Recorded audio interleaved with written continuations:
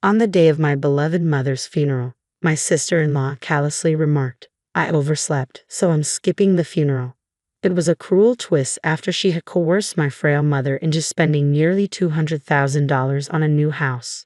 Suppressing my outrage, I managed to respond, "Fine, but you'll regret this decision, sis." "I regret nothing. Have a good one," came her dismissive reply before she hung up. After the funeral, when I confronted my brother with something, even his typically gentle demeanor turned to anger. "Lisa, I need your help. We're going to make her pay," he said, his voice laced with fury. "My name is Lisa. At 28 years old, I'm single with a fulfilling job that keeps me busy every day, but I'm holding up well despite the challenges. Today, a weekend and a rare day off from work, I returned home to my mother's house after a long absence. "Hi, Mom. How have you been?" I greeted her warmly. "Welcome back, Lisa. I'm glad to see you," she replied with a gentle smile. We sat together, sipping tea and catching up. My mother has always been kind, gentle, and elegant. It's been a few years since my father passed away, leaving her to live alone. Both Dad and I have always worried about her health because of her frailty. On my days off, I make it a point to visit her and spend time together. "Mom, has anything troubling happened recently?" I asked, sensing there might be something on her mind. "Well, there's something," she began, her expression growing serious. Just as my mother was about to speak, the doorbell chimed. "Oh, that must be Stephanie," I remarked. "Stephanie? Was she expected today?" my mother questioned. "Not exactly, but she drops by like this from time to time. I'll go see," I replied, heading towards the door. Stephanie is my older brother's wife, and they recently tied the knot. She's my sister-in-law, a lively contrast to my quiet and easygoing brother. Despite finding her spontaneous visits a tad intrusive, I appreciate her genuine concern for our mother. "Hello, everyone. Lisa, it's been ages," Stephanie exclaimed cheerfully as I opened the door. "Hi, Stephanie." "Yes, it has been a while," I replied, welcoming her inside. "Lisa, you're still consumed by work, aren't you? You're in accounting, right?" "Personally, I could never handle it. I'm always swamped with housework. It would be nice if you settled down soon too," my sister-in-law remarked. "Yeah, maybe," I replied noncommittally. My sister-in-law appeared timid around my mother, but occasionally she'd slip in these passive-aggressive comments directed at me. I wasn't sure if she meant any harm, but they always left me feeling uneasy. "It sounds like my sister-in-law is here, so I should head off now," I announced as I prepared to leave. "All right, Lisa, let's catch up more next time," my mother replied warmly as she saw me out. I couldn't shake the feeling that there might be tension between Mom and my sister-in-law. Mom never spoke ill of others, so I worry she might be holding something back. Despite my concerns, I bid farewell and headed home. A few months later, Mom informed me that my brother was constructing an elaborate new house. Huh, my brother makes a decent income, but he's not exactly wealthy, right? And my sister-in-law is a full-time homemaker. How can they afford to build such a house? I questioned. "Well, I actually helped him out a bit with some money from your father's inheritance," my mother admitted. "How much is a bit?" I pressed. "About $20,000, I suppose," she replied calmly. "20K, Mom, are you serious?" I exclaimed, unable to hide my surprise. My late father had raised both my brother and me to be independent once we reached adulthood, so I couldn't understand why my mother would give away such a large sum of money. "Well, Stephanie, your sister-in-law came over almost every week, pleading for help. And besides, Andrew and Stephanie promised to take care of me since we'll all be living together." I couldn't refuse, my mother explained, her voice tinged with hesitation. "If you're okay with it, Mom, but are you sure this isn't too much?" I asked, concerned. "No, not at all. This will ease your worries and make life simpler for you, Lisa. I'm actually looking forward to this new chapter," Mom said with a smile. Later, they completed construction on their new home, and my brother, his wife, and Mom began living together. When I visited to bring the housewarming gift, I was astonished by the luxurious house. A modern-style kitchen and bathroom, expensive-looking interiors with pure wood, and a spacious backyard. It was clear my brother couldn't afford all this on his own. Proudly, my sister-in-law gave me a tour of the house. Afterward, I pulled my brother aside. "Congratulations on your new house, Andrew. Please take good care of Mom," I said quietly. "Thanks, Lisa. Don't worry, Stephanie will take care of Mom while I'm at work. I felt guilty about Mom offering to help, but we're determined to make her even happier now, he assured me. It appears my brother was unaware that his wife had been repeatedly visiting our mom to ask for money for their new house. He's generally good-natured and kind, but his obliviousness concerns me at times. All right, just make sure you look after her, I reminded him. Of course, leave Mom to us and focus on your work, he replied. Let's not talk about work, I quickly corrected myself. Oops, sorry about that. After our conversation, I handed him an envelope containing some cash and a standing clock. This clock also monitors health, so please place it where Mom can see it in the living room, I explained. Thanks. This clock is pretty advanced, huh? It should be good for Mom. And it looks stylish too. Let's place it here, my brother agreed, setting the clock on a shelf in the living room. I should head home now. Take care, I said, preparing to leave. My sister-in-law was occupied with a phone call in another room as I departed the grand house with my mother and brother seeing me off. 6 months passed peacefully, during which my concerns about Mom lessened as she seemed to be settling in well with my brother and his wife. I focused on my work, assuming these days would continue indefinitely, until the unexpected news of Mom's passing reached me.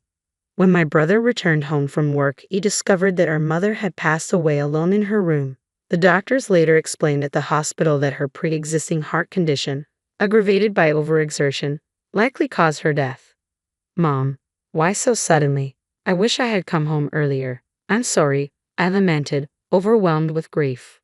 My brother and I held on to our mother's lifeless form, tears streaming down our faces. Stephanie, my sister-in-law, was noticeably absent. Brother, where's Stephanie? Wasn't she supposed to be here? And what do they mean by overwork? I asked, my voice trembling. Stephanie wasn't here. As for overwork, he began, struggling to find the words. I'm not sure either. Stephanie took care of all the household chores, so this doesn't make any sense, my brother admitted, sounding perplexed. Despite my unease, I interjected, first, we need to arrange our mother's wake and funeral. Andrew, you'll likely need to lead the arrangements as the chief mourner. You're right, Lisa, could you assist me? He asked. And so, my brother and I dove headfirst into organizing the memorial service. It was a whirlwind of preparations, selecting a venue, outlining the schedule, notifying guests, and more. Somehow, we managed to complete the wake, and the following day was the funeral. While my brother and I were occupied greeting visitors, my sister-in-law sat passively, not lifting a finger or shedding a tear. Despite my growing frustration with her behavior, the hectic pace of the day kept me from addressing it directly. Andrew, tomorrow is the funeral, and as the chief mourner, you're going to be quite busy. Why don't you and Stephanie head home for a while? I'll stay here, I suggested. Yeah, Lisa, that would be helpful. Thank you, my brother replied gratefully. They departed together, leaving me alone in the now empty room. I retrieved my work laptop and began to focus on tasks. That night, sleep eluded me. The following morning, on the day of the funeral scheduled for 10 a.m., I met Andrew at 6 a.m. to commence preparations. We were inundated with tasks, reviewing Andrew's eulogy, meeting with the funeral director, and ensuring everything was in order. Around 9:30 a.m., I received a call from Stephanie, as my brother had mentioned she would arrive later for the funeral. Hello, Lisa. I'm calling because Andrew wouldn't answer his phone, Stephanie said. Okay, Aunt, I replied, sensing tension in her voice. I overslept. I won't be able to make it to the funeral, she confessed. Struggling to maintain composure, I replied evenly, all right, but you might regret this, Stephanie. I doubt it. Anyway, I know you're busy. Hang in there, Stephanie said before hanging up abruptly. Was that Stephanie just now? My brother asked as he approached. Yeah, she overslept and won't be coming today, I informed him with disappointment in my voice. Ha! What is she talking about? It's our mother's funeral, Andrew exclaimed in disbelief. Let's focus on the funeral for now, Andrew. I have something important to show you afterward, I said firmly. We somehow made it through the funeral together, paying our final respects to our mother. Stephanie was conspicuously absent, leaving us both puzzled and frustrated. Lisa, what did you want to show me? Andrew asked as we found a moment alone. Come, take a look at this, I replied, opening my laptop.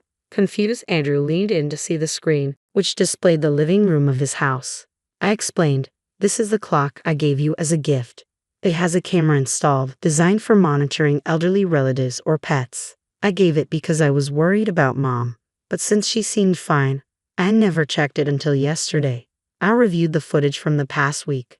Here it is," I said quietly, opening several videos on my laptop. My brother watched them intently, his expression tense. The footage revealed our mother being harshly treated by my sister-in-law. "I'm taking care of you, so at least do your chores properly." Stephanie's voice came through the video as she assigned all household tasks to our mother, from cooking and laundry to cleaning. The scenes showed her frail mother being pushed to exhaustion. While she toiled, Stephanie would often dress up and leave the house. In moments captured on video, our mother could be seen clutching her chest in discomfort, reaching for her phone hesitantly but ultimately deciding against making a call. Mom couldn't bring herself to tell us about how Stephanie treated her. "She always wanted us to be happy, you know, Mom." I had no clue. "Please forgive me." Both my brother and I were in tears, overwhelmed by the memories of our mother. "Lisa, can we watch the footage from the day Mom passed away?" my brother asked, his voice heavy with emotion. "I haven't viewed it myself, but Mom passed away in her room, so I'm not sure if there's any footage of her," I explained, setting the recording to the date of our mother's passing. As we watched, after completing her morning routine, our mother was seen clutching her chest as she made her way to her room. They said she passed away around 2 p.m. The living room remained empty for a while, but as we fast-forwarded the recording, Andrew spoke up. "Hey, look at this. Stop and turn up the volume," Andrew exclaimed urgently. Around noon, my sister-in-law appeared on the camera feed. As we increased the volume, her voice became clear. "Hey, mother-in-law, mother-in-law." Stephanie called out towards my mother's room. When there was no response, she appeared to assume that our mother wasn't home. She then sat down on the sofa and made a phone call. "Hello? Thanks for being there earlier. It looks like the old lady has left without finishing her chores. I wonder what she's up to," Stephanie remarked casually over the phone. It appeared she was speaking to someone she had been with since morning. As I listened to the call's harsh content, I couldn't help but grimace. My sister-in-law continued her conversation. "What if she's dead? That would be something. Then again, I could skip the funeral and maybe go on a trip with Daniel. Opportunities like these don't come around often," she remarked, shocking both my brother and me. The person on the other end of the line was evidently my sister-in-law's lover. Wouldn't it be great if that really happened? I could fabricate a story about domestic abuse from my husband, secure a hefty divorce settlement, and buy this house. Then Daniel and I could live here together. "So where would you like to go on our trip?" "That's enough," Andrew interrupted sharply. I paused the video, my heart pounding. My usually gentle brother's face hardened, his voice thick with anger. "Lisa, I need your help. We're going to confront her," he declared firmly. I nodded in agreement and immediately made a phone call. The next day, Andrew phoned me while I was at home. "Lisa, she's back. Can you come over?" he asked urgently. "I'm on my way," I replied, hurrying to my brother's house without delay. "Well, hello, Lisa. What brings you here on such short notice?" "You really should have given me a heads up." Stephanie greeted me with a hint of irritation as she came out to meet me. "Andrew asked me to come." "Follow me," I said, leading the way into the house filled with the scent of incense. My brother, sister-in-law, and I gathered around the dining table. "What's all this about? You both look so serious." "I do feel bad about missing the funeral," Stephanie remarked casually. "Stephanie, since you moved in, you've been treating Mom like a servant, haven't you? You've even made her pay $20,000 for the new house, despite her being ill." I confronted her directly. "What? That's ridiculous. I did all the housework. Are you trying to start something?" Stephanie retorted defensively. "Everything has been recorded, Stephanie. I'm not actually an accountant. I'm a private investigator," I revealed, surprising both my sister-in-law and my brother. It was a secret I had kept from everyone except Andrew. I pointed to the surveillance camera hidden in the living room clock and showed her the footage on my phone. The video clearly showed our mother doing household chores under Stephanie's orders. "What? This is a violation of my privacy. How could you do this?" "Delete it immediately," Stephanie protested angrily. "I installed it as the homeowner. I have every right to do so. It's not a violation of privacy," Andrew responded calmly but firmly. "What's going on here?" And why are you suddenly talking about being a private investigator? Stephanie's voice trembled, a realization dawning on her. Andrew silently dialed his phone. Soon, the audio of Stephanie's earlier phone call began to play. I might just skip the funeral and go on a trip with Daniel, and maybe fabricate some story about domestic abuse for my husband to get a big divorce settlement, the recording revealed. Stephanie's face turned pale as the truth sank in. No, this isn't what it looks like. Please let me explain, she pleaded desperately. What's the difference? Explain yourself, Andrew demanded, his tone cutting through the tension in the room. My sister-in-law stammered, trying to concoct excuses. He's just a friend. We were joking. There's no cheating going on here, right? Where's the evidence? But there is, I stated calmly, laying out several photos on the table. Each one depicted Stephanie and another man, leaving a resort together, being intimate in their car, and entering a hotel upon their return, undeniable proof of infidelity. What? How did you get these? Stephanie gasped, her face draining of color. You discussed it over the phone, remember? You planned your trip and how you'd spend the night together. I had someone from our company take these photos, I explained firmly. Stephanie recoiled in shock. How could you do this, especially during our mother's funeral? As I calmly laid out the situation, Stephanie's composure began to crack. Oh, enough. What's wrong with all of you? She exclaimed, her voice rising in frustration. There's no way we can continue this marriage, Stephanie, Andrew stated firmly. We're getting a divorce and I'll be seeking alimony. You'll need to move out of this house. Excuse me. Stephanie's disbelief was palpable, causing Andrew and me to exchange a knowing glance. What do you mean? Stephanie demanded, her tone tinged with defiance. I mean, in a divorce, the guilty party often pays compensation, Andrew clarified. What? Stephanie gasped, her earlier confidence faltering as the reality of the situation sunk in. Clearly, you're even more foolish than I realized. It's pathetic. As Lisa said, I'll be seeking alimony from you and your lover, Andrew declared firmly. What? Stephanie's voice trembled with disbelief. And I'm telling you to leave. Don't come back, Andrew continued, his tone resolute. No, this can't be happening, Stephanie protested weakly. I handed Stephanie her suitcase, which she took silently, still in shock. I escorted her to the door and closed it behind her. Turning back to Andrew, I gently placed a reassuring hand on his shoulder. 6 months later, my brother's divorce from my former sister-in-law was finalized. She contested it in mediation, but the evidence my brother presented left little room for argument. It also came to light that she had been recklessly spending from their joint bank account. According to my brother, the divorce settlement ended with minimal division of assets. True to his word, Andrew pursued alimony from both his ex-wife and her lover. The lover, who had planned to live off the substantial alimony from Andrew, was outraged by the unexpected claim and promptly ended the relationship with Stephanie. With no place to go and abandoned by her lover, my ex-sister-in-law now resides alone in an old apartment, making ends meet with part-time work. My brother went through a tough time. He eventually sold the house, feeling disillusioned with marriage, and now lives alone. Seeing him struggle with loneliness, I've been considering introducing him to a kind woman I met through work recently. She's also divorced, so I think they might connect well. With that in mind, I head out today, focus on my work once more.